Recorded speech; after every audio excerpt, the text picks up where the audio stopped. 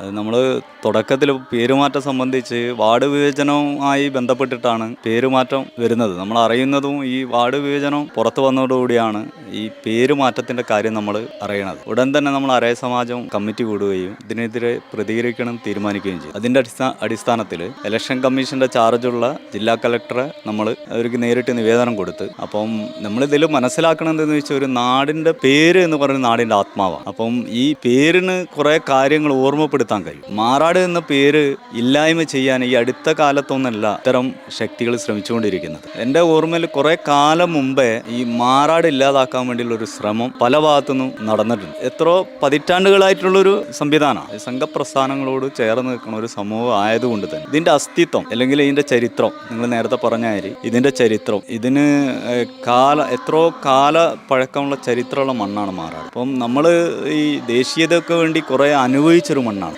ദേശീയ പ്രസ്ഥാനങ്ങൾ ആ ആശയം കൊണ്ടതിൻ്റെ അടിസ്ഥാനത്തിൽ പലതവണ ആക്രമിക്കപ്പെട്ടൊരു നാടാണ് മാറാട് എന്ന ഈ സ്ഥലം, ഈ പ്രദേശം. അപ്പം അതുകൊണ്ട് തന്നെ ഈ പേരുമായുന്നതോടുകൂടി കുറേ കാര്യങ്ങൾ വിസ്മരിക്കപ്പെടും.